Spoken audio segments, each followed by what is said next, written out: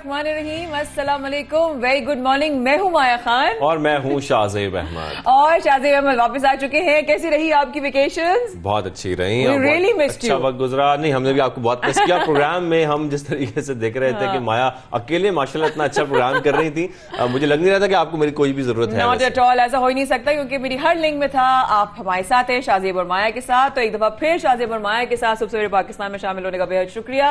Once again a very good morning, इस दुआ के साथ कि आज का दिन और आने वाले दिन आपके लिए बहुत अच्छे और पाकिस्तान के लिए बहुत अच्छे हों। शाहजेब, शुभनामे का आगाज करते हैं। बिल्कुल, शुभनामे का आगाज करेंगे सबसे अहम खबर से, सबसे बड़े इजलास से। ओआईसी इजलास 48वां इजलास जो कि आज शुरू होने जा रहा है, इसके हवाले से आपको बताएं उम्मत मुस्लिमा के इत्तेहाद के नए दौर के लिए इस्लामाबाद मरकज बन चुका है, जहां पर मेहमानों का सिलसिला आने का जो है वो जारी था और बहुत सारे मेहमान पहुंच चुके हैं। वज़रा खारजा पहुंच चुके हैं, मुबस्सरीन पहुंच चुके हैं। साथ में आपको बताएं कि पार्लियामेंट हाउस में 2 रोजा इजलास ये होने जा रहा है, जिसके जो इंतजामात थे वो कल ही मुकम्मल कर लिए गए थे। सिक्योरिटी के भी और दीगर हवाले से जितने इंतजामात हैं। साथ में आपको ये भी बताएं कि 57 ममालिक ओआईसी के इसमें शिरकत कर रहे हैं। साथ में 140 करारदादें भी पेश की जाएंगी, जिसमें इस्लामोफोबिया का मामला, फलस्तीन का, कश्मीर का और दीगर और बहुत सारे मामलात हैं, मसाइल हैं जिन पर करारदादें पेश की जाएंगी। साथ में आपको ये भी बताएं कि 23 मार्च की जो परेड होगी वो भी मेहमानों को दिखाई जाएगी। माया, बिल्कुल ऐसा ही है। सेक्रेटरी जनरल ओआईसी सऊदी अरब, तुर्की, तुर्कमेनिस्तान, नाइजीरिया समेत 27 मुल्कों के वज़ीर खारजा जो हैं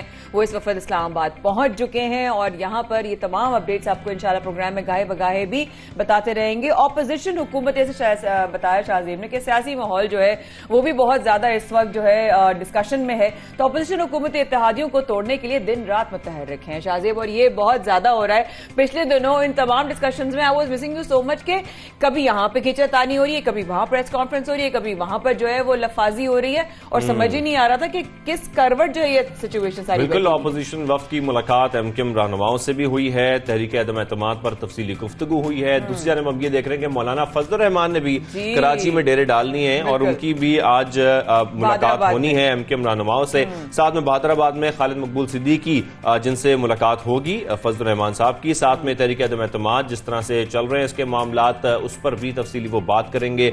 लेकिन साथ में आपको ये भी बताएं कि मरियम नवाज साहिबा की कुछ बताया जा रहा, तर्जुमान की जानिब से उनकी तबीयत नासाज हो गई है, उन्होंने स्वात में जलसा करना था जो मनसूख कर दिया गया। ऐसे उन्होंने कहा तेज बुखार की वजह से डॉक्टर ने उनको सफर करने से मना किया है।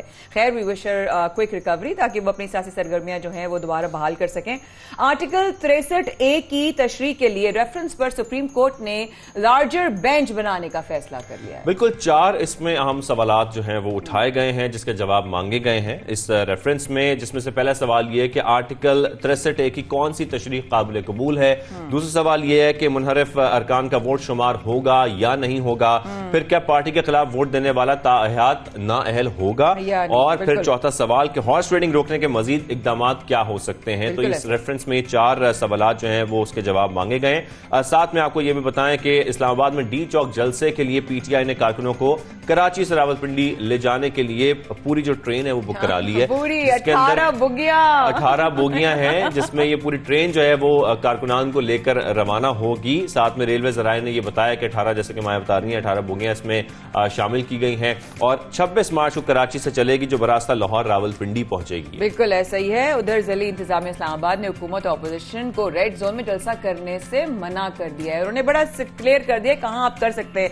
जिली इंतजामिया ने हुकूमत को जो है वो परेड ग्राउंड और अपोजिशन को H9 में जलसा करने का जो है वो ऑप्शन दिया है। अब इसका क्या होगा शाहजेब, क्या उसमें जिद निकल आएगी, क्या उसमें इसके रिएक्शंस होंगे, कहां वो जलसा करेंगे। लेकिन बहरहाल जो ऑब्वियसली हुकूमत इंतजामिया, जिला इंतजामिया, उसने बड़ा क्लियर कर दिया कि जी आप यहां कर सकते हैं और अपोजिशन यहां कर सकती है। ये बड़ा क्लियर हो चुका है। और सिक्योरिटी के मामलात हैं, डी चौक में से उनको जलसा नहीं करने दिया जा रहा। साथ में आपको बताएं पंजाब काबीना में मंजूरी के बाद निकाह नामे में खत्म नबुव्वत की जो शिक है उसका इजाफा कर दिया गया है और अब ये कहा जा रहा है कि दुल्हा दुल्हन अपना जो निकाह है उससे कबल खत्म नबुव्वत पर ईमान का हल्फ उठाकर साबित उनको करना होगा कि वो मुसलमान है। बिल्कुल ऐसा ही है। तो बेसिकली ये एक बहुत ही जो है खूबसूरत खबर है कि इस तरह का जो है वो कदम लिया जाएगा। तो शाहजेब, तरीन ग्रुप माइनस बुजदार पर कायम है। बिल्कुल, माइनस बुजदार पर कायम है। ग्रुप के वुज़रा ने जो पंजाब काबीना का इजलास है उसका बाइकआउट कर दिया है। साथ में नुमान लंगड़ियार और अजमल चीमा इजलास से गैर हाजिर रहे। दूसरी जानब हम ये भी देख रहे हैं क्योंकि बात हो रही है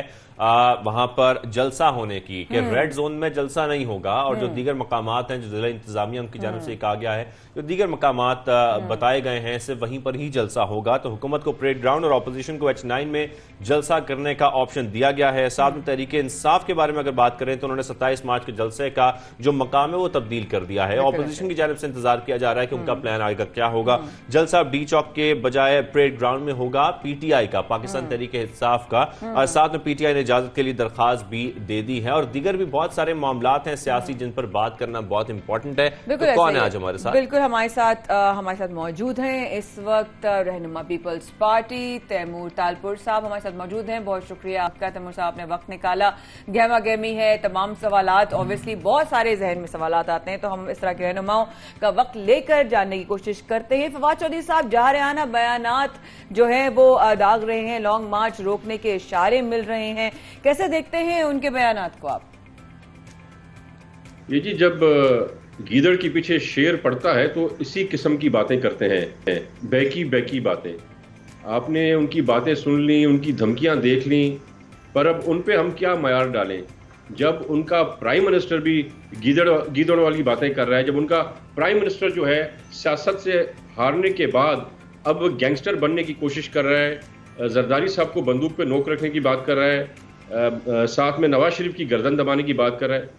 तो मेरे ख्याल से जब आदमी का आखिरी इनिंग्स होती है और उसे पता है कि आप हारने वाले हैं, तो फिर आप इसी किस्म के हथकंडे अटकाने की कोशिश करते हैं। जो इनकी धमकियां हैं वहाँ पर लाने की, 10 लाख लोग, तो मेरे ख्याल से 10 लाख या 10,000 लोग भी इस्लामाबाद में नियाजी के कहने पर नहीं आएंगे। उनको पता चल चुका है कि ये पाकिस्तान का नाअहल तरीन और करप्ट तरीन शख्स था। तो इसके पीछे, इसके झूठे वादों के पीछे कोई नहीं आने वाला। अगर वहां पे आपको लाखों लोग नजर आए तो पाकिस्तान पीपल्स पार्टी होंगे या उसके इत्तेहादियों के होंगे। अच्छा तैमूर तालपुर साहब, यहाँ पर ये बताइएगा, फैसल जावेद साहब ये कहते हैं कि ऑपोजिशन जो है वो तो 152 वोट भी नहीं ले सकेगी। क्या वाकई ऐसा है या आप समझते हैं कि काफ लीग और MQM जो है वो वजीर आजम पाकिस्तान के खिलाफ वोट देंगे? देखिए जी, मैं आपको एक बहुत ही हकीकताना बात बता दूं। मुझे ये पता है और मेरे पास वो नाम है, 172 नेम्स हमारे लोग मिलाकर। वो 172 नेम्स जब हमने फाइनल किए थे तब ना तो MQM ने हमारे साथ कमिटमेंट की थी, ना ही हमारी कोई काफ लीग के साथ कमिटमेंट हुई थी। हमारे 172 जो लोग हैं वो काफ लीग, तरीन ग्रुप, अलीम खान साहब या MQM के अलावा थे। तो अब आप सोच सकते हैं जिस तरह से काफ लीग भी हमें सपोर्ट करना चाहती है और MQM से भी काफ़ी हद तक हमारी बातचीत मुकम्मल हो गई है, तो इनको नियाजी को और इसकी टीम को मुंह की खानी पड़ेगी। तब तैमूर साहब, अगर वजीर आजम के खिलाफ तहरीक अदम एतमाद जो है वो फ्लॉप हो जाती है और ऑपोजिशन जो है वो तमाम जो है वो कोशिशों के बाद कामयाब नहीं हो पाती, तो पीपल्स पार्टी का अगला लाएअमल क्या होगा? जहां पर मैं बैठा हुआ हूं और जहां से मैं चीज़ें देख रहा हूं और जो नाम मेरे सामने आ रहे हैं, तो सियासत में हमेशा प्लान बी और प्लान सी का सोच के रखना चाहिए। पर जो आज हालात हैं, ना तो प्लान बी की ज़रूरत है ना तो प्लान सी की ज़रूरत है। इमरान खान चंद दिनों का मेहमान है और चंद दिनों में उसको प्राइम मिनिस्टर हाउस से धक्के दे के पाकिस्तान की अवाम निकालने को तैयार है। पर उससे पहले ही नो कॉन्फ्रेंस के थ्रू इमरान खान ना रहेगा, ना रहेगी बास, ना बजेगी बांसुरी। अच्छा तैमूर तालपुर साहब, मौजूदा हालात को देखते हुए सबसे पहले तो बताइएगा पीपल्स पार्टी का इस वक्त क्या नजरिया है, और साथ में आप समझते हैं कि कबल अज़ वक्त इंतखाबात भी हो सकते हैं? ये चीज़ें मेरे ख्याल से मैं इन पे डिस्कस नहीं कर सकता, क्योंकि ये चीज़ें ऑलरेडी अंडर कंसिडरेशन है। आसिफ अली जरदारी साहब के साथ बातचीत हो रही है, शहबाज शरीफ साहब की, मौलाना साहब की, तो ये उस पर बेहतर मेरे ख्याल से फैसला कर सकेंगे। पर मैं तो ज़ाती तौर पर समझता हूँ इलेक्शन आज हो या इलेक्शन अपने मुकर्रर वक्त पे 1.5 साल के बाद हो, फतेह और जीत पाकिस्तान पीपल्स पार्टी की और उसके इत्तेहादों की ही होगी। बहुत शुक्रिया। रहनुमा पीपल्स पार्टी तैमूर तालपुर हमारे साथ मौजूद थे। और अब सियासत पे ही जब बात हो रही है तो शाहजेब क्यों ना लीगी रहनुमा से भी हम बात कर लेते हैं किसी से, ताकि पता चले कि उनका क्या मौक़िफ़। बिल्कुल, और इसी मामले पर बात करने के लिए हमें ज्वाइन किया मुस्लिम लीग नून और रुकन कौमी असम्बली खेलदास कोहिस्तानी ने। आपको खुशामदीद कहेंगे। आपसे भी हम ये जानना चाहते हैं सर कि अब कौमी असम्बली का इजलास जो है वो तो होने जा रहा है, लेकिन ऑपोजिशन को खासतौर पर ऑपोजिशन की बात की जाए तो नून लीग का क्या प्लान है? हुकूमत को कैसे टफ टाइम दे सकते हैं आप लोग? देखें, 25 तारीख को जो हुकूमत स्पीकर साहब ने इजलास बुलाया है उसमें और हम तमाम जो अपोजिशन जॉइंट अपोजिशन है वो जाएंगे। और पहले दिन का जो प्रोसीजर है, पहले तो जो हमारा कुलीग जो पीटीआई का ताल्लुक है एमएनए के जो इंतकाल हुआ है उसके लिए दुआ होगी। फिर स्पीकर साहब उस इजलास को कंटिन्यू कर सकते हैं या एडजन करते हैं। तो उसको जो हमारी नो कॉन्फिडेंस मूव है, जो करारदाद है, वो हम पुटअप करेंगे। उसमें हम उसको पेश करेंगे। उसके बाद जो प्रोसीजर है 3 से 7 दिनों का, फिर वोटिंग होगी। तो हमें उम्मीद है कि उसी दिन 25 तारीख को जो हमारा वो मूव हो जाएगा। खेलदार साहब, ये बताइए कि चौधरी निसार साहब एक बार फिर जो है वो एक्टिव हो चुके हैं, तो क्या लगता है कि साबिक वज़ीर दाखिला जो है वो नून लीग के जो है वो साथ होंगे, पार्टी का हिस्सा बन जाएंगे? क्या लगता है आपको? देखें, 2018 की इलेक्शन चौधरी निसार साहब आज़ाद हैसियत में इलेक्शन लड़े थे और वो अपना फैसला खुद ही बता सकते हैं कि आइंदा उसका लाएमल क्या होगा। और चौधरी निसार साहब से हमारे लीडरशिप के ताल्लुकात हैं, देरीना ताल्लुकात हैं और उनका राब्ता भी रहता है। वो आपको पता है, जब कायद नवाज शरीफ साहब और शहबाज शरीफ साहब की वालदा का इंतकाल हुआ था तो वो शहबाज शरीफ साहब के पास दुआ के लिए भी आए हैं। कभी ना कभी उनका राब्ता आपस में रहता है, मगर सियासी पोजीशन जो भी है उनकी या स्ट्रेटजी है वो चौधरी साहब खुद बता सकते हैं। मैं इस वक्त पोजीशन में नहीं हूं कि मैं ये बताऊं कि वो उनका आइंदा का लाएमल क्या होगा। और मैं समझता हूँ चौधरी निसार साहब के शहबाज शरीफ साहब से या कायदीन से डायरेक्ट उनके इतने ताल्लुकात हैं कि कोई बीच में बात करे उसके या मेरे जैसा या कोई और सीनियर लीडर भी बात करे तो ये मुनासिब नहीं है। वो अगर पीएमएलएन से बात करनी होगी तो शहबाज शरीफ साहब से खुद ही कर सकते हैं। अच्छा सर, यहाँ बताएगा कि पीटीआई वाले तो ये दावा कर रहे हैं कि उनका नंबर गेम पूरा है, नाराज अरकान भी उन्हीं को वोट देंगे। आपको भी ऐसे लगता है? नून लीग को भी ऐसे ही लगता है? देखें, जिस तरह की ज़बान इन्होंने इस्तेमाल की है, जो नाराज अरकान है, जो वो खुद अपनी हुकूमत पे बेएतमादी कर रहे हैं, तो जो ज़बान एक तरफ जो उनके मुशीर हैं उनको वो किस तरह की गाली बकते हैं, किस तरह का उनके घरों पे हमला हो रहा है। हालांकि कोई उन्होंने पार्टी ये तो नहीं बताया कि हम वोट किसको दे रहे हैं। उन्होंने एक इख्तिलाफ राय का इज़हार किया। फिर वज़ीर आज़म ने जिस तरह उनके जो बेज़मीर का दर्जा और उनको कहा कि ये बेज़मीर है और उनकी बेटियों से कोई शादी नहीं करेगा, उनके बच्चों से कोई शादी नहीं करेगा। मैं वज़ीर आज़म के इस बयान की शदीद अल्फाज में मजम्मत करता हूँ।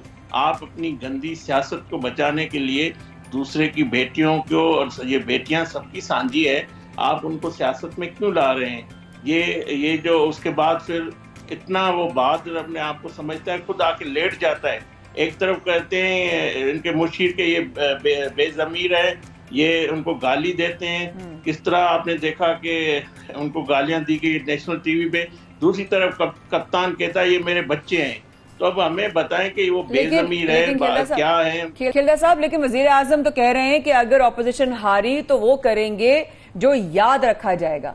अब सवाल यह है कि ऑपोजिशन इस बयान और अलकार के बाद कहीं प्रेशर में तो नहीं है? देखें, बात आपको भी मालूम है कायद नवाज शरीफ के साथ जो सियासी इंतकाम इसकी फरमाइश पे हुआ। शहबाज शरीफ साहब को जेल में रखा गया, मरियम नवाज साहबा को जेल में रखा गया, हमजा शहबाज को रखा गया जेल में, शाहिद खाकान अब्बासी और राना सनावला को हिरोइन के केस में रखा गया, एहसन इकबाल को मौत की चक्की में रखा गया, मिफ्ता इस्माइल को गिरफ्तार किया गया। मैं कितने नाम गिनवाऊं, मियां जावेद लतीफ को अरेस्ट किया गया। तो इन्होंने मौत की चक्कियों में भी रखा, इन्होंने ज़हनी अताब भी दिए, इन्होंने टार्चर भी दिए। सब हथकंडे जो थे इंतकाम के, वो तकब्बुर जो था इन्होंने इस्तेमाल कर लिया। और अल्लाह खैर करेगा, जब हमने 4 साल निकाले तो हम अगर अल्लाह ना करे ये इस मुल्क पे इसकी हुकूमत मुसल्लत रहे। मैं समझता हूँ कि इनके दिन गिने जा चुके हैं, चंद दिनों के मेहमान हैं। अब ये खुद एहतसाब का मुहासबा करेंगे, खुद जो उन्होंने करप्शन किए, जो उन्होंने इस मुल्क को लूटा है, उनका हिसाब किताब आइन और कानून और के मुताबिक और इंसाफ के मुताबिक इनसे एहतसाब होगा। ठीक है, ठीक है। बहुत आपका खेलदार सुहेल साहब हमारे साथ मौजूद थे। नून लीग का मौक़िफ़ भी जिस तरह से सामने आ रहा है, तो मुझे यही लग रहा है कि बड़े बड़े दावे पीटीआई की जानिब से भी किए जा रहे हैं और अपोजिशन की जानिब से भी किए जा रहे हैं, चाहे वो नून लीग हो या पीपल्स पार्टी हो। एग्जैक्टली, बट सिर्फ इतनी ही रिक्वेस्ट है कि अवामी नुमाइंदे जो हैं वो नाजेबा अल्फाज और तरीके और इसकी नकल ना उतारी जाए। बड़े ऐसे तरीके से भी ये काम तमाम किए जाते हैं, लेकिन एक और जो काम करना है वो है कि आप हमारे साथ रहिएगा ऐसे तरीके से, ऐसे तरीके से। शाज़ी फरमाया कर रहे हैं आपका इंतजार। We will be right back.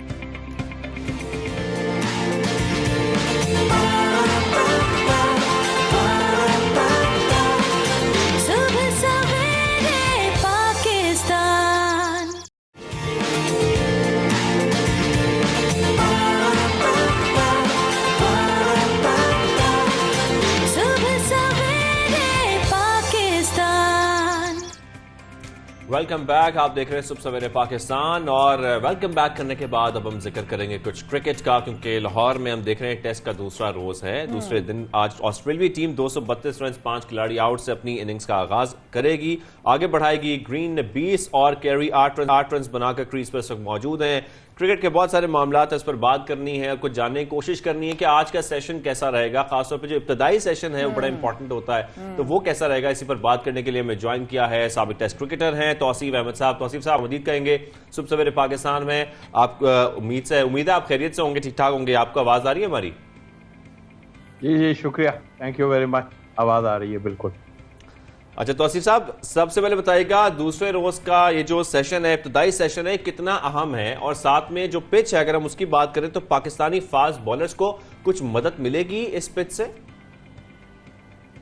देखिए, वाकई सही है। पहला जो 1 घंटा होता है बड़ा क्रूशल होता है इसके लिए। यूं कि थोड़ा सा मॉइस्चर होता है, सुबह का टाइम होता है, और पिच जो है वो कवर्ड होती है रात भर। तो लेकिन ये गर्मी काफ़ी है इस वक्त, ऐसा मुझे इतना फ़र्क नहीं लगता। लेकिन आपने जहाँ तक पिच की बात की, यस बिल्कुल, पिच कराची और पिंडी से ज़रा डिफरेंट मुझे दिखाई दे रही है।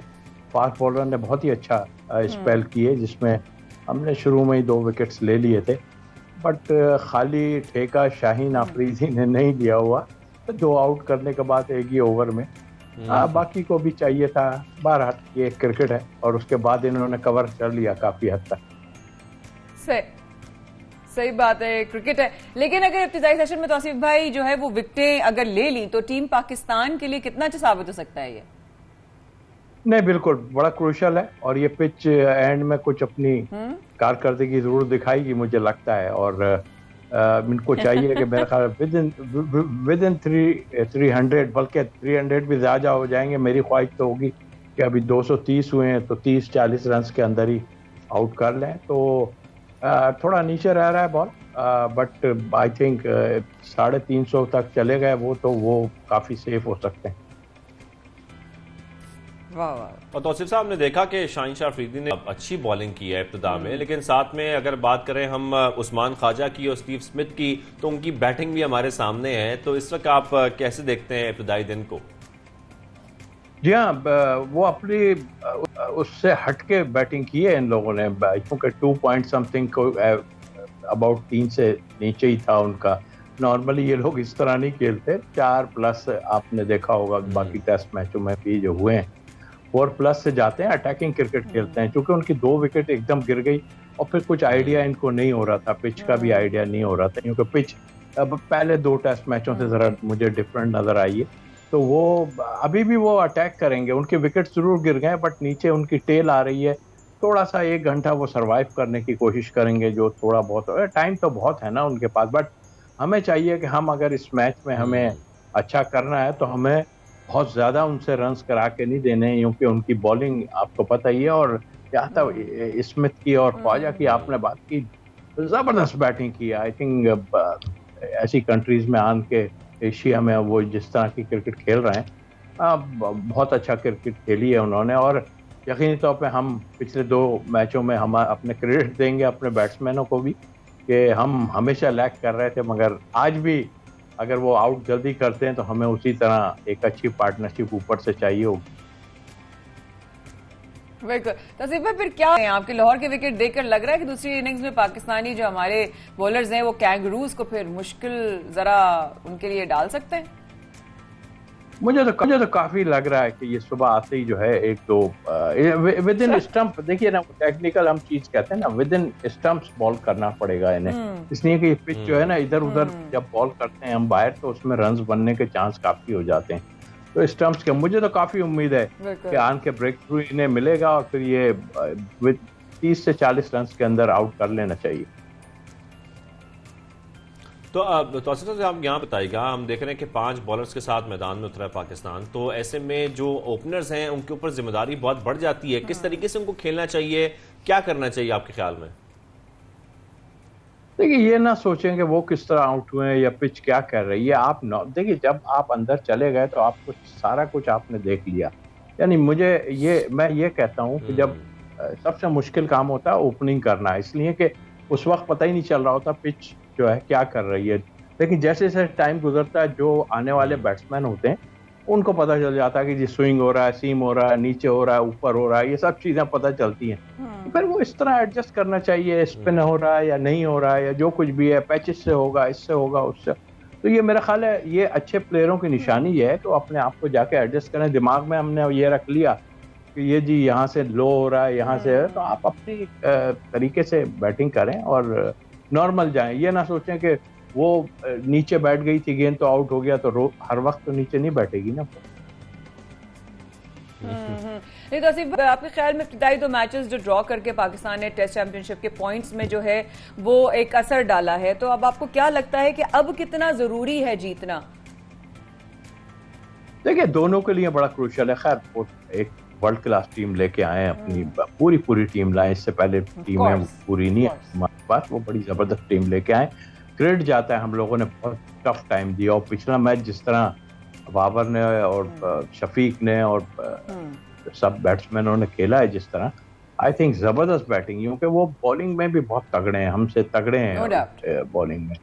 तो हमने बिल्कुल, और हकीकत यही है। और लेकिन हमने जिस तरह खेला है ना, मेरा ख्याल है शायद मैं भी उम्मीद नहीं कर रहा था, मगर हमने बहुत ही उम्दा क्रिकेट खेली है। तो ये वक्त के साथ साथ चेंज करना अपने आप को ये कामयाबी है। जी हाँ, बिल्कुल कामयाबी है, क्योंकि हम लैग कर रहे थे बहुत ज्यादा। हम 15 पे 3, 15 पे 2 और फिर 40 पे 5, ये हमारी पोजीशनें रहती थी बीच में। फिर हमें अर्ली विकेट्स भी कोई नहीं देता था, तो शाहीन की सूरत में हमें जो है अर्ली विकेट्स देने वाला भी आ गया।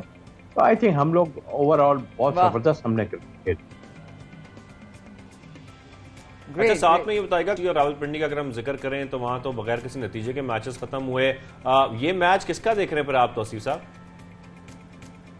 देखिए, पहली इनिंग पे पहला दिन गुजरा है, लेकिन पहली इनिंग पे बड़ा डिपेंड करता है। जो भी है पहली इनिंग पे बड़ा स्कोर कर देगा। जाहिर है अब तो वो लोग हैं, उनको हम अगर आउट करते हैं और उसके बाद हमें बहुत अच्छी बैटिंग पिच के हिसाब से करने होगी, और जो स्कोर वो करते हैं उस पर 150 ऊपर अगर हम करते हैं ना, तो पाकिस्तान अंदर आ सकता है। और अगर कहीं खुदा न खास्ता जैसे कराची में 148 पे हम लोग गए थे, और अगर उन्होंने लीड हमसे ले ली, तो वो 4th इनिंग हमें खेलनी है, ये जहन में सब रखना पड़ेगा।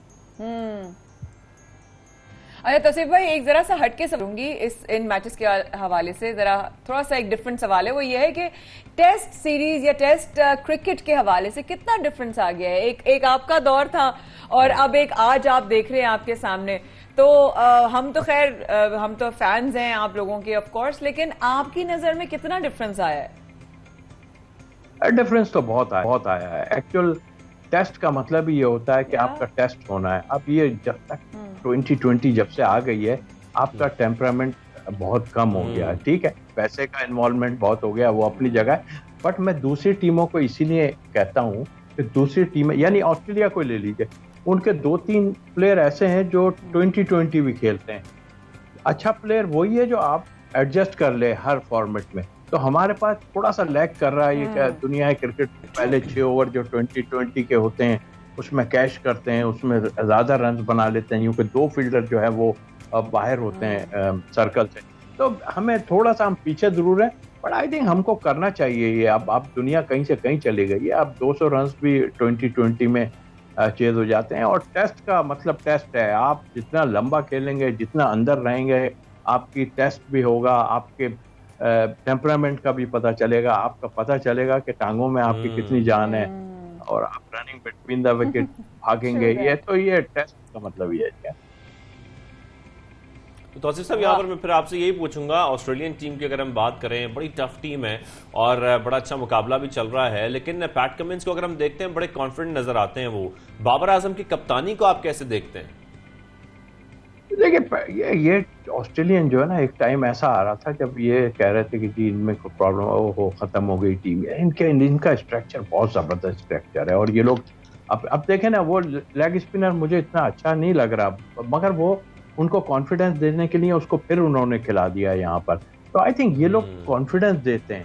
थोड़ा सा हम लैग कर रहे हैं इस चीज में। हमें बेंच पे बाहर बैठने में प्लेसमेंट जो होनी चाहिए कि हमारे 2 बैट्समैन हर टाइप के जो है, वो ओपनर हो चाहे मिडिल ऑर्डर हो, 1 से 2 बैट्समैन हमारे बाहर बैठे होने चाहिए। इसी तरह स्पिनर की बात कर रहा हूँ, तो हमें भी थोड़ा सा देखना चाहिए। अभी इस वक्त करने की बात नहीं है, बट जाहिद महमूद को हमें यहाँ पर लेग स्पिनर को खिलाना चाहिए था। हम थोड़ा सा खौफजदा हो जाते हैं, बट आप बिल्कुल बिल्कुल ठीक। यानी कि लेग स्पिनर की कमी महसूस हो रही है आपको भी? देखिए, सिचुएशन के हिसाब से, इसलिए कि देखिए हमने बैटिंग पिच भी बनाई है, थोड़े पैचेस से टर्न होता है। लेग स्पिनर एक ऐसा होता है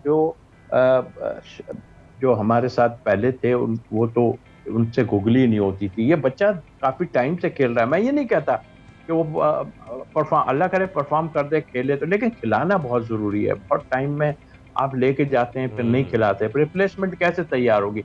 अगर नहीं है तो ठीक है, फिर आप कहते हैं जाओ भाई फर्स्ट क्लास खेलो जाके।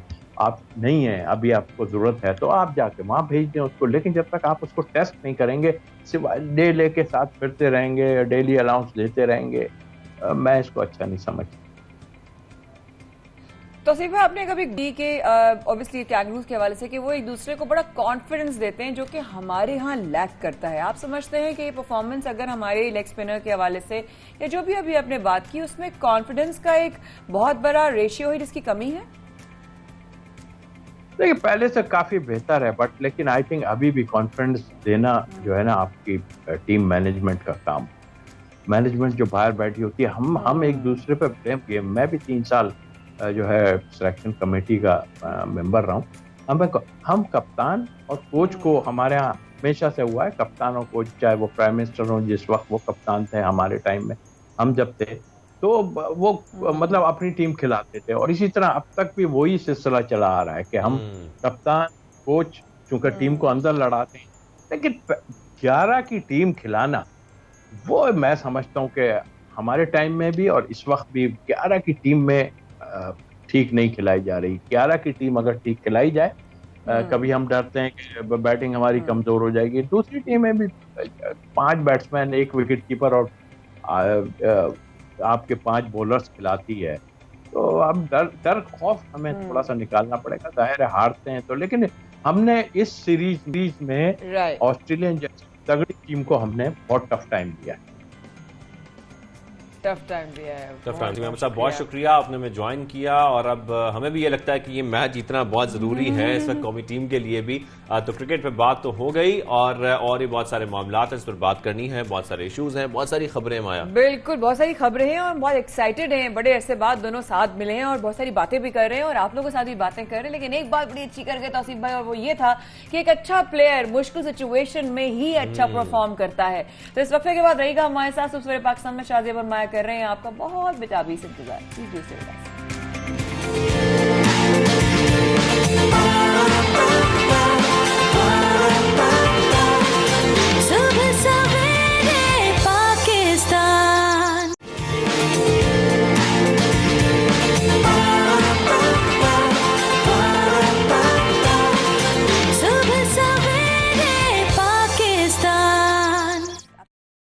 सवेरे पाकिस्तान में शाजिब और माए के साथ रहने का बेहद शुक्रिया। प्रोग्राम में हम वक्फे पे अभी बात कर रहे थे किस तरीके से हमने पहले भी इस हवाले से जो हम अभी बात करने वाले हैं, हमने पहले भी सवेरे पाकिस्तान में किस तरीके से पहले कवर भी किया था, डिस्कस भी किया था। Shajib, why shouldn't we share with everyone now? बिल्कुल, ये आम खबर है, इंसानी सेहत से मुताल्लिक है, क्योंकि हमने ये बात की थी कि जो अद्वियात हैं पाकिस्तान में, उसकी तैयारी के लिए जो इस्तेमाल होने वाला खाम माल है, उस पर जो टैक्स आयद किया गया था 17% टैक्स, उसकी वजह से दवासाज जो कंपनियां हैं अब उनकी जानब से ये कहा जा रहा है कि वो फैक्ट्रीज को बंद कर देंगे अगर इस टैक्स को कम ना किया गया या खत्म ना किया गया। क्योंकि वो ये कह रहे हैं कि अगर ये टैक्स ऐसे ही लगा खाम माल पर, जो कीमतें हैं अद्वियात की उसमें भी इजाफा होगा, और जब कीमतों में इजाफा होगा या अगर एहतजाजन ये दवासाज कंपनियां फैक्ट्रीज बंद कर देती हैं तो मार्केट में किल्लत भी पैदा होगी अद्वियात की, उसकी वजह से लोगों को बड़ी परेशानी का सामना करना पड़ेगा। इसका मतलब उन्होंने इस बात की जो है तो धमकी भी दे दी है और ये भी कहा है कि अगर नहीं ये वापस लिया गया टैक्स तो एहतजाज करने पर हम मजबूर हो जाएंगे। इस फैसले से अद्वियात की जो दस्तयाबी मुतासर होगी, ऑब्वियसली साथ उनकी कीमतों में भी इजाफा होगा। इस पूरे मामले पर हमने जो है आज हमारे साथ मौजूद है सबसे पहले पाकिस्तान। बिल्कुल, हम बात करेंगे साबिक चेयरमैन और मेंबर एग्जीक्यूटिव कमेटी पी में डॉक्टर उजैर नागरा साहब से। डॉक्टर साहब, खुशामदीद करेंगे आपको सबसे पहले पाकिस्तान में। सर, सबसे पहले तो आपसे जानना चाहते हैं कि मुतालबात आप लोगों के क्या हैं, और अगर हुकूमत ने आपकी ना सुनी तो क्या ये जो दवाओं की तैयारी है ये बंद कर दी जाएगी? जी, thank you very much for inviting me today, ताकि हम अपना मौक़िफ़ बयान कर सकें। देखिए, ये बात इतनी सादा सी नहीं है, बात इंसानी जान की है। और जैसे मैं आप लोगों के अभी ये बात सुन रहा था, तो अद्वियात जो है ये इंडस्ट्री पूरी साइंटिफिक इंडस्ट्री है। इसकी तैयारी और इसकी जितने मराहिल हैं ये इतने आसान नहीं है जितने आप कोई भी और चीज़ से कर सकते हैं। तो हमारा बड़ा क्लियर सा मौक़िफ़ है कि पूरी दुनिया में सेल्स टैक्स जो है वो कंज्यूमर पे लगाया जाता है और कंज्यूमर से लेके आगे पास ऑन किया जाता है। और यहाँ पे गवर्नमेंट ने ये सब किया और IMF के थ्रू मिनी बजट के अंदर हम पे ये लगा दिया गया और हमें कुछ बताया नहीं गया। और अभी हमने सिर्फ सिंपल सी डिमांड की है कि अगर आपने ये लगाना ही है और IMF की इतनी मजबूरी आप पे है तो आप एटलीस्ट हमें तो इत्मीनान में लें और हमें परचेज पे वापस कर दें आप। जब हम आगे उसको कस्टमर को पास ऑन करना नहीं चाहते, ठीक है, हम भी अवाम के साथ हैं, ऐसी बात नहीं है कि हम भी अवाम में से ही लोग हैं। तो लेकिन अगर गवर्नमेंट ये बात सुनने को भी तैयार नहीं होगी तो आप मुझे बताइए कि एज अ मैन्युफैक्चरर कोई भी एंटरप्रेन्योर क्या करेगा? कोई निज़ाम नहीं है इस टाइम, इनके पास कोई सिस्टम नहीं है, कोई रूल्स नहीं बनाए FBR ने। हमने हर बंदे से मुलाकात कर चुके हैं, हम प्राइम मिनिस्टर से, फाइनेंस मिनिस्टर से, स्टेट बैंक के गवर्नर से, चेयरमैन FBR से हमारी मीटिंग्स हो चुकी हैं। लेकिन अगर प्रॉपर चैनल से हमारी बात एड्रेस नहीं होगी तो फिर हमारे पास एहतजाज ही आखिरी हल है। अच्छा, तो डॉक्टर साहब ये बताएं कि खाम माल पर टैक्स से जो मामला चल रहा है उस पर आप लोग क्या इफेक्ट पड़ रहा है? देखिए मैडम, बहुत सिंपल सी बात है। जो हमारी फार्मास्यूटिकल इंडस्ट्री थी ये सेल्स टैक्स से एग्जेम्प्टेड थी और इसके ऊपर कोई सेल्स टैक्स लागू नहीं होता। हमारी रिटेल प्राइस फिक्स करती है ड्रैप, हम अपनी कोई भी प्राइस खुद नहीं लगा सकते। हमारी प्राइस फिक्सेशन होती है जो drug regulatory authority of Pakistan हमें प्राइस देती है। अब उस प्राइस के अंदर सेल्स टैक्स तो कभी भी शामिल नहीं होता। Now what the government is trying to do with us कि जी हम आप पे सेल्स टैक्स लगा रहे हैं 17%, जी आप खुद अब्जॉर्ब कर लें और हम आपको ये वापस कर देंगे। अच्छा, वापस करने का मैकेनिज्म क्या है वो उनके पास अभी डिफाइंड ही नहीं है, उन्होंने उसके रूल्स नहीं बनाए, उसकी रिफंड के लिए कोई ऑप्शन नहीं क्रिएट की गई। तो ऐसे कहाँ होता है दुनिया के किस मुल्क में होता है कि आप कोई कानून हम पे लागू करना जा रहे हैं और उससे पहले आपकी उसकी तैयारी कोई नहीं है। अब तक हमारी जितनी इंपोर्ट की शिपमेंट्स हैं उस पे बिलियंस ऑफ रुपीस में हमारा टैक्स कट चुका है और हमें पता ही नहीं है कि वो पैसा हमें वापस मिलना है नहीं मिलना। अगर हम उस पे कोई और चीज करते हैं तो फिर मीडिया और बाकी सब लोग समझते हैं कि जिस तरह फार्मास्यूटिकल इंडस्ट्री पेशेंट का नहीं सोचती, ऐसी बात नहीं है। तो हम तो अपने जायज हक के लिए बात कर रहे हैं। हमारी मीटिंग्स हो चुकी हैं। कल हमारे साउथ की टीम की चीफ कमिश्नर लार्ज टैक्स पे कराची से मुलाकात थी। उसके एक दिन पहले हमारे चेयरमैन की जो कमिश्नर लाहौर है उनसे मुलाकात थी। लेकिन बात यह है कि हमारे मसाइल हल नहीं हो रहे और हमारी सुनवाई नहीं हो रही। और अगर ये मामला हमारे हल नहीं होते, अच्छा, आपके मसाइल हल नहीं हो रहे, सुनवाई नहीं हो रही और आपने मुतालबात अपने सामने। डॉक्टर साहब, मुझे यहाँ पर ये बताइएगा, तो क्या अगर फैक्ट्रीज बंद कर दी जाती हैं और किल्लत पैदा हो जाती है तो फिर तो अद्वियात की कीमतों में इजाफा हो जाएगा, या अगर ये ना भी हो तब भी अगर आप समझते हैं कि खाम माल पे टैक्स लगा है और वो महंगा हुआ है, तो क्या अद्वियात की कीमतों में इजाफा कर दिया जाएगा कुछ अरसे में? देखिए, आप लोग खुद इस मुल्क की सूरत हाल से वाकिफ हैं। यहाँ पे हर हफ्ते में पेट्रोल की प्राइस बढ़ जाती है, डॉलर की प्राइस फ्लक्चुएट करती है। फार्मास्यूटिकल इंडस्ट्री एक साइंटिफिक इंडस्ट्री है और इसमें सारे रॉ मटेरियल्स जो है अद्वियात की कीमतें भी बढ़ती रहती हैं। नहीं सर, अद्वियात की कीमतों का जो ट्रेंड हम लोग समझते हैं ना, उसमें ऐसा नहीं होता।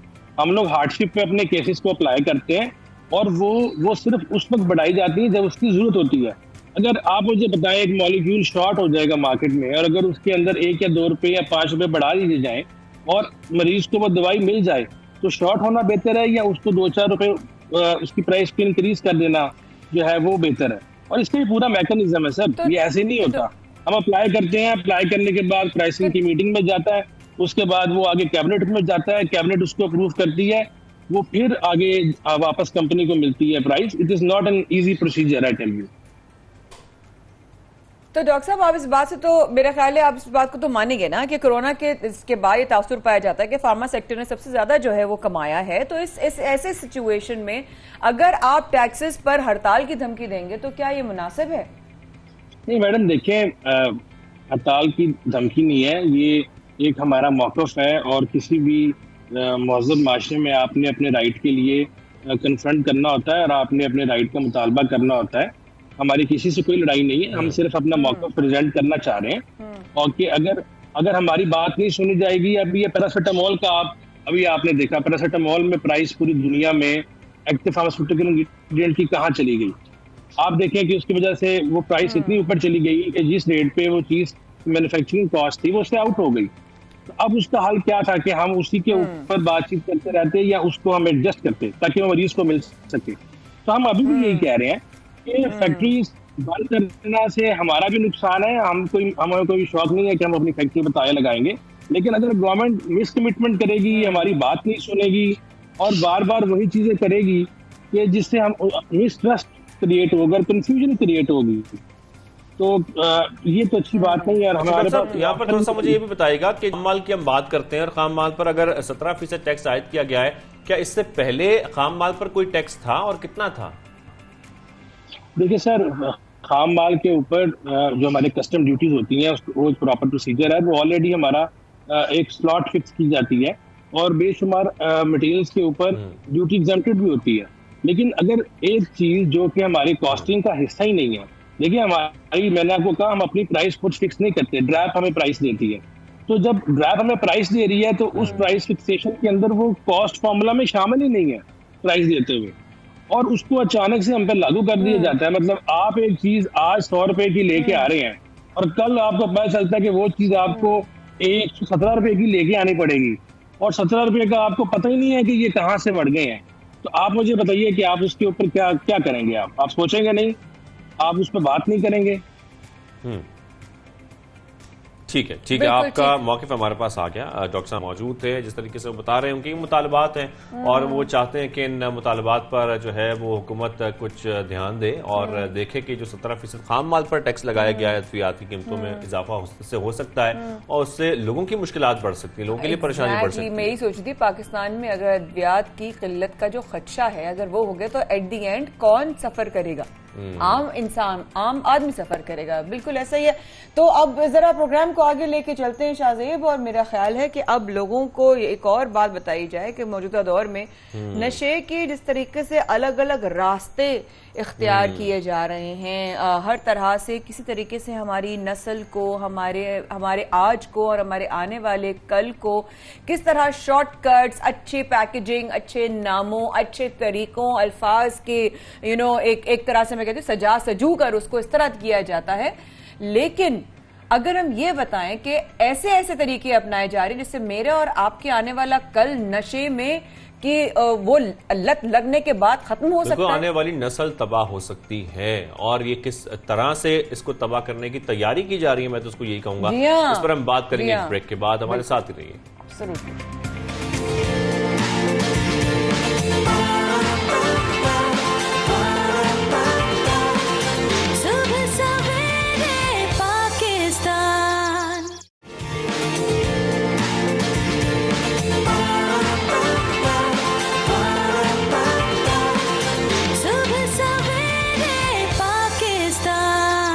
पाकिस्तान में शाज़िब और माइक साथ रहने का बेहद शुक्रिया। और अब जो सेगमेंट जिस तरफ जा रहा है तो मैं सिर्फ इतना कहना चाहूंगी तमाम माँ बाप को जो इस वक्त खूबसूरत पाकिस्तान के हमारे फैंस भी हैं, व्यूअर्स भी हैं, देख भी रहे हैं, अगर आप चाहते हैं आपकी आने वाली नस्ल जो है वो नशे की आदत में ना लगे और अपना फ्यूचर ना तबाह करे तो प्लीज जरूर सुनिएगा शाज़िब जो कहने वाले हैं। बिल्कुल। और नशे की लत के लिए जिस तरह से आदी बनाया जा रहा है नौजवानों को, मुख्तलिफ अशकाल में हम देख रहे हैं अब ऐसे प्रोडक्ट्स आ रहे हैं जो बड़े अट्रैक्टिव हैं, उनकी शक्लें तब्दील कर दी गई हैं। और जाहिर बात है जो टीनेजर्स होते हैं उनको इतनी इसका आइडिया नहीं होता और वो अट्रैक्ट होने के बाद इसका जो है वो बाकायदा तौर पर आगाज कर देते हैं, इस्तेमाल करना शुरू कर देते हैं, लेकिन उससे उनको नुकसान कितना ज्यादा होता है और किस तरीके से वो एडिक्ट हो जाते हैं इन प्रोडक्ट्स के, इस पर आज हमें बात करनी है। और जिस तरीके से हम देख रहे हैं कि खबरदार भी किया जा रहा है कि 1400 नए बच्चे रोजाना तंबाकू नोशी शुरू कर रहे हैं, साथ में दिमाग तेज करने जैसे प्रोडक्ट्स के रूप में जो नए प्रोडक्ट सामने आ रहे हैं वो नौजवानों की जानिब से इस्तेमाल किए जा रहे हैं और उसका बहुत नुकसान उनको हो रहा है। तो इसी मामले पर बात करने के लिए हमें ज्वाइन किया कंसल्टेंट इंसदाद मुनशियात मुहिम director drug advisory training hub Syed Zulfiqar Hussain साहब ने। जुल्फिकार साहब आपको खुशामदीद कहेंगे सबसे पहले पाकिस्तान में। सर सबसे पहले तो मैं आपसे ये जानना चाहता हूँ, जिस तरह से बच्चों को इस नशे की लत में मुब्तला किया जा रहा है नए प्रोडक्ट्स के जरिए, ये कितना नुकसानदेह साबित हो सकता है?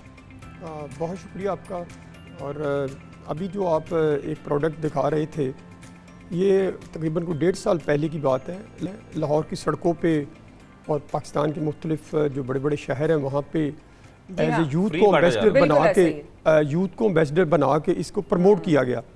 और मुझे जब इस बात का पता चला तो मैंने इस प्रोडक्ट को देखा। बेसिकली ये एक पैचेस थे और मेरा ख़दशा था या हमारी टीम का वो ये था कि इन पैचेस के अंदर जो बच्चे हैं ये इसको इस्तेमाल करेंगे, इसको इसके अंदर हेरोइन, कोकीन और हैश रख के, क्योंकि जब ये मुंह के अंदर आप रखेंगे तो इससे ज़्यादा विदिन 10 सेकंड आपकी ब्रेन को असर होगा। तो मैंने इसके ख़िलाफ़ आवाज़ उठाई और मैं बड़ा खुश हुआ हूँ कि मुझे नहीं पता था कि आपने ख़ासकर इसी प्रोडक्ट पे बात करनी है, जिससे मैं भी मुतासर हुआ। मुतासर इसलिए कि इसको रोकने के लिए जब मुझे किस तरह ब्रेकअप किया गया और मैंने इसके लिए लिखा गवर्नमेंट ऑफ पाकिस्तान के तमाम महकमों को कि ये चीज़ है, इसको आप रोकें और आने वाला जो मुस्तकबिल है वो हमारा ख़तरनाक है। और आप बिलीव करें, मैं इस प्रोग्राम की वजह से देखने वालों को बताना चाहता हूँ कि ये एक ख़ास मनसूबा बंदी के तहत पहले तो हमें इस बात का पता लगाना चाहिए, क्योंकि मैं अपने अल्फाज नहीं दोहराऊँगा, कि ये प्रोडक्ट पाकिस्तान में लेके कौन आया है, ये पाकिस्तान के अंदर कौन शख्स या कौन अदारा जिसकी गवर्नमेंट सरपरस्ती करती है वो कौन इसको लेके आया। और उनको क्या पता है कि इसमें बच्चे कोकीन, हैश और हीरोइन रख के इस्तेमाल कर रहे हैं। फिर जो मेरे साथ हुआ वो जो मेरे पहले सुन ले ज़रा इसीलिए क्योंकि आपने ये मेरा बड़ा एक टचिंग हार्ट जो ये आज आपने जो स्टार्ट पे अभी बात की, जो मेरे साथ हुआ, मैं 35-36 साल से फील्ड में काम कर रहा हूँ, जो मुझे जानते हैं इस फील्ड में मैं जो काम कर रहा हूँ, बहुत से अदारों ने, अंडर कवर अदारों ने मेरे साथ जो किया मुझे पता है कि आपने इसके खिलाफ आवाज़ क्यों उठाई है। आप बिलीव करें कि पाकिस्तान में एक ख़ास मनसूबाबंदी के तहत हमारी नई नस्ल को ड्रग्स की तरफ लेके जाया जा रहा है। मैं 2016-17 में ये बात दोहराता था, मीडिया के जरिए कहता था कि 2023 हमारे लिए क्रिटिकल पोजीशन है आइस के लिए, और आज आप देख लें हर जगह पे आइस का इस्तेमाल हो रहा है। उस वक्त आइस की कीमत 5000 रुपया थी, आज आइस की कीमत 1500 रुपया है। पहले आइस बाहर से आती थी, अब आइस पाकिस्तान के अंदर आप किचन के अंदर बना सकते हैं 2 केमिकल को मिक्स करके। तो कहने का मकसद ये, हमें पहले ये स्ट्रेटजी डेवलप करनी है इन चीज़ों को रोकने के लिए। वो कौन से लोग हैं, वो कौन सी चीज़ें हैं, वो कौन सी हस्तियाँ हैं जो हमारी नई नस्ल को खास मनसूबाबंदी के तहत ड्रग्स की तरफ लेके जा रहे हैं। आपकी इजाजत से एक सवाल जुल्फिकार साहब, सबसे पहले मैं आपसे यहाँ पर एक बात जरूर जानना चाहता हूँ, ये पाउचेस जिसका हम जिक्र कर रहे हैं, पाउचेस बेसिकली हैं क्या? बेसिकली ये आप कहते हैं जी हमने स्मोकिंग जो सिगरेट है उसके धुएं को ख़त्म करना है, उससे एनवायरनमेंट ख़राब होता है। अगर ये पाउचेस ले आएँ तो इससे लोग जो है वो सिगरेट का इस्तेमाल कम कर देंगे। और अगर आप इस डिब्बी को देखें, इसके ऊपर इसके 3-4 लेवल हैं, इसके ऊपर लिखा हुआ है कि ये एक एडिक्टिव प्रोडक्ट है और अगर आप इसका ज़्यादा इस्तेमाल करते हैं तो आप डॉक्टर के पास जाएं। इसके लेवल हैं A, B, C। अब आप देखें यूनिवर्सिटी में पढ़ने वाला बच्चा और बच्ची, वालिदैन को क्या पता उनकी बच्ची के पर्स जो बैग में है वो तो समझेंगे ये कुछ फेस है लगाने के लिए। गम है।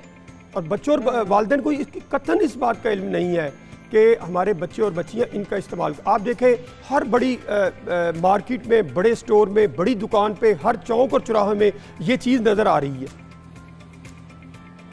अच्छा साहब, आपने कहा कि आपकी बात में मुझे एक चीज मैं बिल्कुल फंस गई वहां पर कि जिस तरीके से ये बिक रहा है, जिस तरह मिल रहा है, और शाहजेब ने भी बताया जुल्फिकार साहब कि ये कुछ दिनों पहले आप लाहौर स्टूडियोज में हमारे साथ हैं, कराची में आम लोगों को दिया जा रहा था कि भाई आपको सिगरेट पी रहे हैं, आप ये लें, आपकी सिगरेट के धुएं से जान छूट जाएगी और आपको जो है ना आसानी भी हो जाएगी।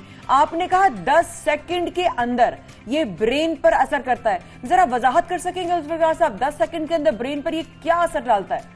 बेसिकली इसके अंदर ये निकोटीन, जो सिगरेट के अंदर भी निकोटीन है जो आपको प्लेयर देती है, जो आपके ब्रेन को हिट करती है।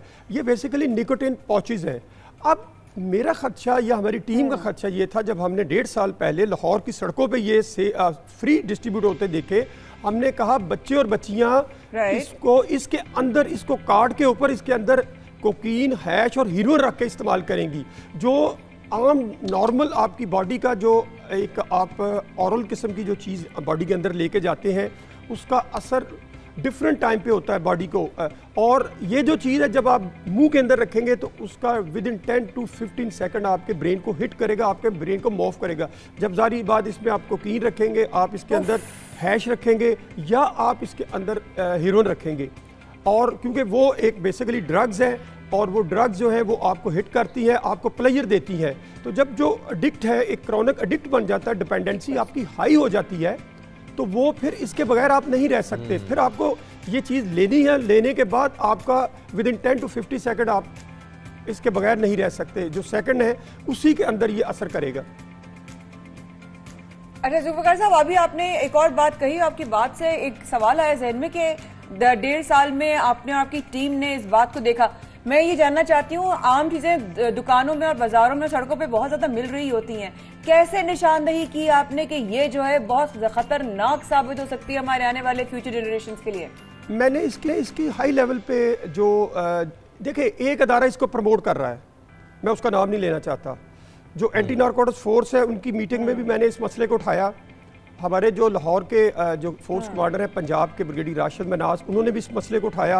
और मुझे अभी ये बताया गया है, मैं आपके प्रोग्राम की वसात से ये बताना चाहता हूँ लोगों को, कि मुझे ये बताया गया है कि इसका नोटिफिकेशन बहुत जल्द जारी कर दिया जाएगा इसको बैन करने के लिए। ये मार्केट में सेल नहीं होगी।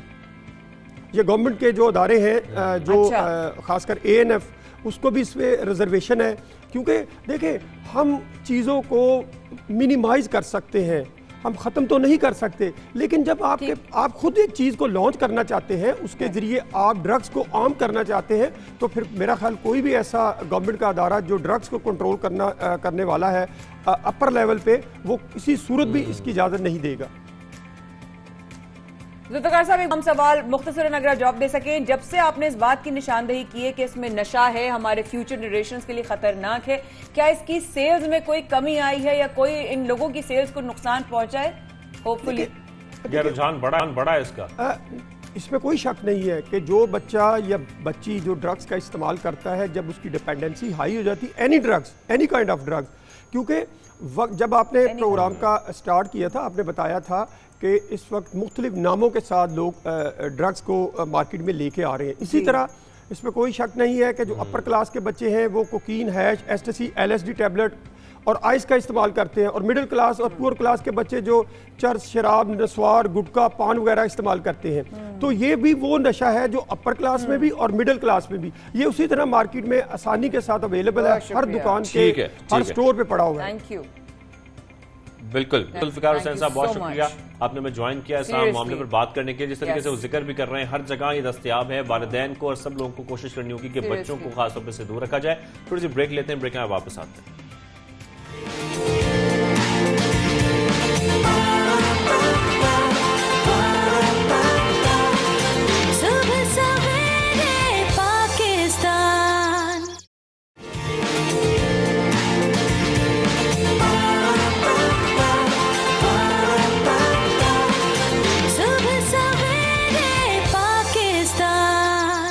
पाकिस्तान में एक बार फिर शाहजेब और माइक साथ आने का बेहद शुक्रिया। मैं अक्सर बात करती हूँ कुछ ना कुछ सबकॉन्शियस माइंड के हवाले से। I have read so many books and I am still reading and I am still a student.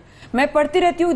हमारे दिमाग में कितनी ताकत होती है। हम कभी कभी शाहजेब सोचते हैं एक चीज हमें कैसे याद हो जाती है। बचपन में हमें कैसे नंबर्स याद हो जाते थे, हमें कैसे एड्रेसेस याद हो जाते थे, हमें कितनी चीजें याद रह जाती थी। फलां ने ये बात कही थी, अब आपको 2 दिन बाद होता है शाहजेब क्या कहा था उसने उस दिन, क्या बात हुई। का नाम भूल जाते कभी। हाँ, भूल जाते हैं। मैं माया बोल रही होती है, मैं शाहजेब बोल रहे होते हैं। हमारी मेमोरी इतनी वीक क्यों होती जा रही है? रोजाना की बुनियाद पर हम देखते हैं कि हम लोगों के चेहरे भूल जाते हैं, नाम भूल जाते हैं। तो हमारी मेमोरी के वीक होने की वजूहात क्या हैं, लेकिन इसके साथ साथ यादाश्त को बेहतर करने के लिए हमें क्या करना चाहिए। और जैसे कि हम यादाश्त का जिक्र करते हैं तो हिप्पोकैम्पस एक टर्म है जिसका इस्तेमाल किया जाता है और वो हमारी यादाश्त मतलब ब्रेन का वो हिस्सा है जो बेसिकली यादाश्त के लिए काम करता है या चीजें याद रखने के लिए आपको हमारी कैसी हार्ड ड्राइव है जिसके एक हिस्से के अंदर हमारी मेमोरी जो है वो वहां पर रहती है। और वो मेमोरी हमारी अगर पॉलिश ना हो, हम उसको बार बार ना उसके अंदर उसके न्यूरोस जो हैं वो जिंदा रहेंगे, तो फिर वो जो है सुकड़ जाते हैं या वो ड्राई आउट हो जाते हैं या वो डेड हो जाते हैं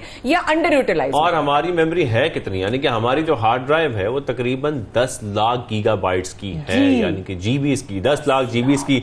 इतनी बड़ी हार्ड ड्राइव हम नॉर्मली इस्तेमाल नहीं करते कि फिर भी हम चीजें भूल जाते हैं। क्या क्या हो सकता है 10 लाख गीगाबाइट्स में? इसमें वीडियोस हो सकती हैं और तकरीबन ये भी कहा जाता है कि 3 लाख घंटे की वीडियो हमारा ये ब्रेन कैप्चर कर सकता है, यानी कि याद रख सकता है। तो ये तमाम बातें ब्रेन के बारे में आज हम जानना चाहते हैं। फिर बहुत सारी मिथ्स भी हैं, बहुत सारी बातें भी लोगों की जानब से की जाती हैं कि फला चीज खाएं आपकी यादाश्त बेहतर होगी, फला चीज करने से आपकी यादाश्त बेहतर होगी। तो इन तमाम बातों पर बात करने के लिए आज हमारे साथ मौजूद है कंसल्टेंट न्यूरोलॉजिस्ट हैं डॉक्टर राजेश कुमार साहब। अस्सलाम वालेकुम डॉक्टर साहब, कैसे हैं आप? डॉक्टर साहब, सबसे पहले तो मैं आपसे जानना चाहता हूँ ये हिप्पोकैम्पस क्या होता है, इसका हम जिक्र कर रहे हैं। अच्छा, हिप्पोकैम्पस अगर हम आम जबान में बोलें कि ये एक हार्ड डिस्क कह सकते हैं जिसमें हमारी मेमोरी स्टोर होती है। ये ब्रेन का अगर हमारा बड़ा मगज को अगर हम लेते हैं कि वो हमारा 350 to 400 क्यूबिक सेंटीमीटर का है, तो ये 3.5 क्यूबिक सेंटीमीटर का है। मीन्स 100 टाइम्स उससे स्मॉल है, जो हमारी न्यू मेमोरी बनाने में, प्रोसेस करने में हमारी हेल्प करता है। और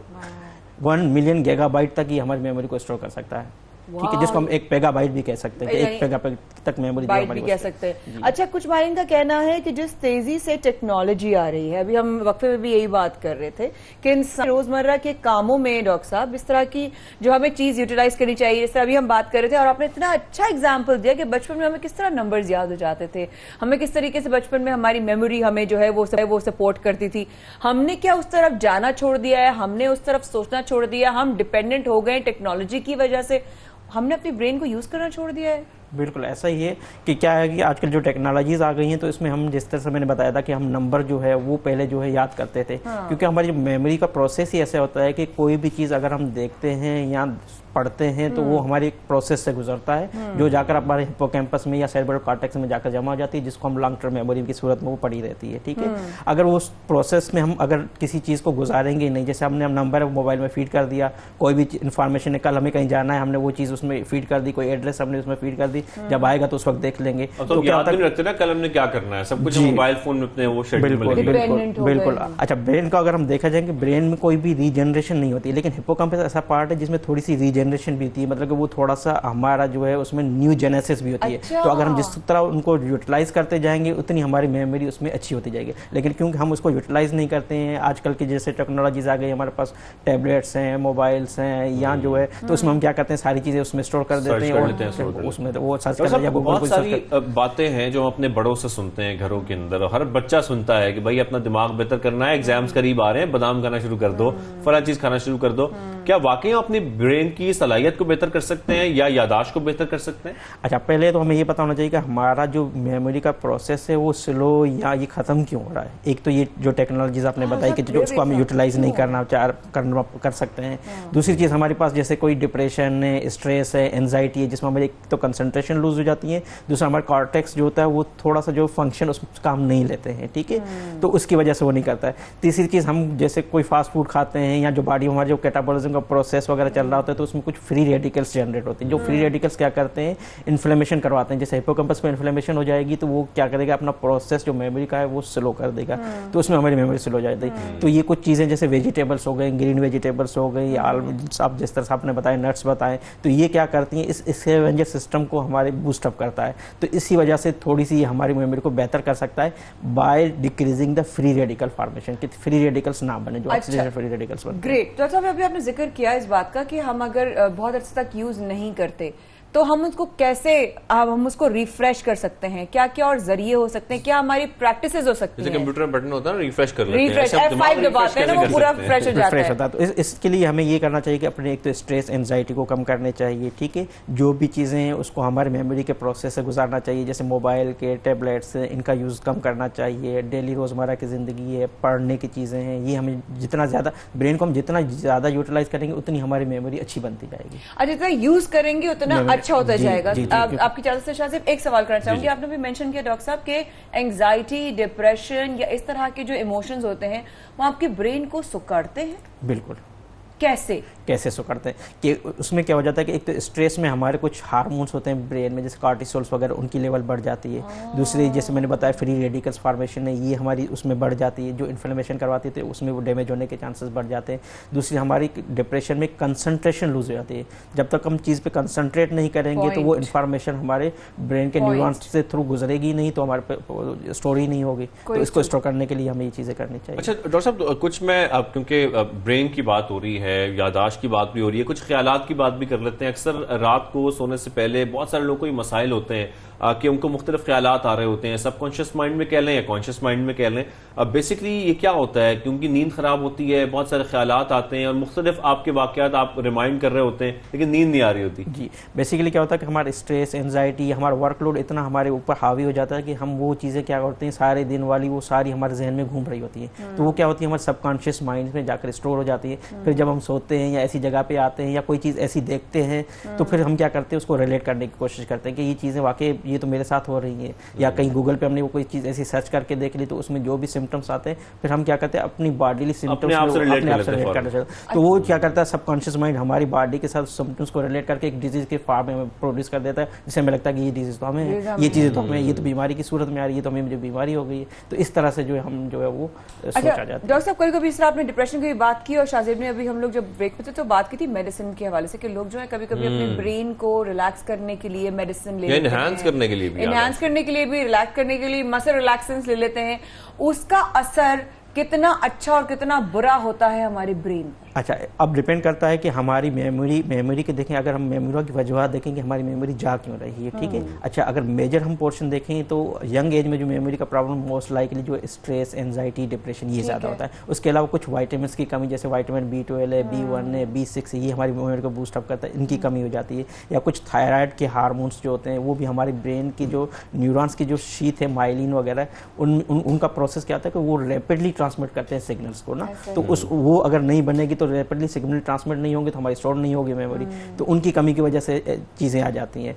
तो अगर इनकी कमी की वजह से है तो हमें इनको रिप्लेस करना चाहिए। स्ट्रेस एंजाइटी है तो उसके लिए हम या मेडिकेशन खानी चाहिए, उससे जो है हमें बाकी जो चीज़ें जैसे स्ट्रेस के लिए हमें साइकोथेरापी है, बाकी चीज़ें हैं तो उनसे हमें जो है वो करनी चाहिए ताकि हमारी जो है ये मेमोरी में बेहतर हो सके, हम डिप्रेशन को जो है ट्रीट कर सकें। डॉक्टर साहब साथ जी मैं पूछ रही थी साइकोथेरेपी में क्या होता है? साइकोथेरेपी में ये होता है कि जैसे आपके जो स्ट्रेस, एंजाइटी, उनकी वजूहत है वो डॉक्टर आपके साथ डिस्कस करता है कि उसको अब आपको जैसे काम के दौरान या उन चीज़ों के दौरान या जब आप मेमोराइज कर रहे होते हैं उस टाइम आपके जहन में बाकी चीज़ें चल रही थी तो उस वक्त आप क्या चीज़ें करें, उसको कैसे कंट्रोल कर सकते हैं।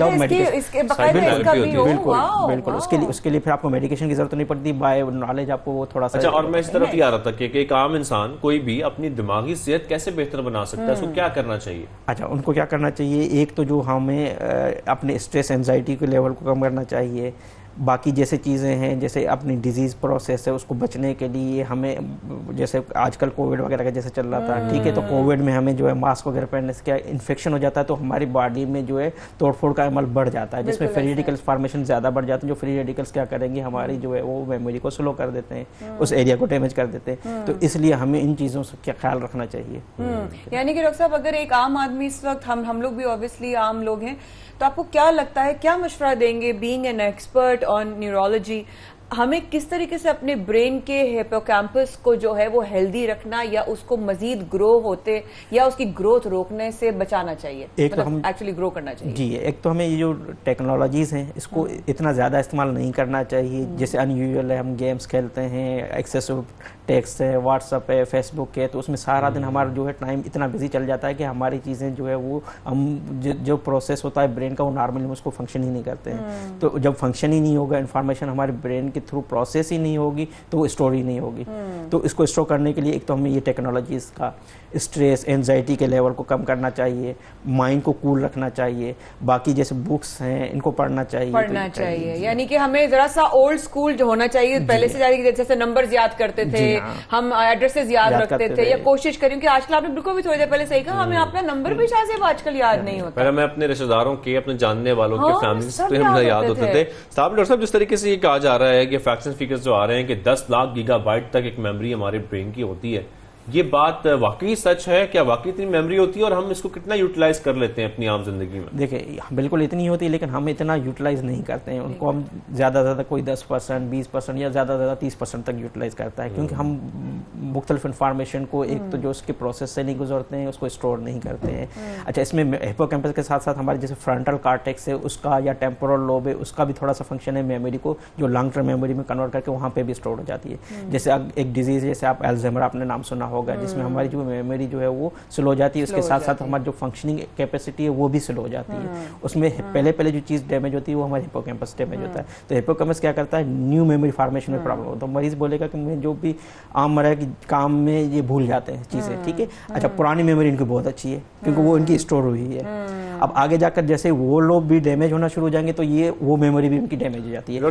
ये जो आजकल बच्चे हैं ना वो ये बहुत शिकायत करते हैं। मैं थोड़ा सा बच्चों की तरफ आ जाऊंगा आखिर में, कि जो बच्चे हैं उनके एग्जाम्स करीब आते हैं, परेशान हो जाते हैं, हमें कुछ याद नहीं हो रहा, हमें कोई चीज याद नहीं हो रही, टेस्ट है कल, आज ये याद नहीं हो रहा। बच्चों की यादाश्त को क्या बेहतर बनाया जा सकता है, या ये बच्चों की अपनी स्ट्रेस होती है इसकी वजह से कुछ याद नहीं कर पाते? बिल्कुल स्ट्रेस होता है कि उनको याद होगा या नहीं होगा, याद होगा या नहीं होगा। एक तो हाँ, दूसरे बच्चे भी आजकल देखेंगे आप टेक्नोलॉजी को बहुत ज्यादा यूज करते हैं, मोबाइल्स पे, गेम्स पे। जैसे पहले फिजिकल गेम्स होती थी, फिजिकल गेम से ये होता है कि हमारी जो है वो इसके वजह से फ्री रेडिकल्स फॉर्मेशन वो कम हो जाते हैं। लेकिन अगर हम बैठे रहेंगे एक ही जगह पे रहेंगे तो फिर हमारी बॉडी जो है फिजिकल एक्टिविटी नहीं रहेगी तो जिस्म की ऑक्सीजनेशन हमारी बहुत अच्छी नहीं रहती है, ठीक है। तो ये सारी वजूहत होती हैं जिसकी वजह से बच्चों की मेमोरी बहुत अच्छी नहीं है। बच्चों के लिए खेलना पर इतना ही जरूरी है। बिल्कुल फिजिकल एक्टिविटी बहुत जरूरी है, एक्सरसाइज बहुत जरूरी है, बल्कि एडल्ट के लिए भी जरूरी है। एडल्ट के लिए हम अक्सर यही सुनते भी हैं एक्सपर्ट से, यही देखते भी हैं उनको कहते हुए कि जो भी आता है फिजिकल एक्टिविटीज पर बहुत ज्यादा जोर देते हैं।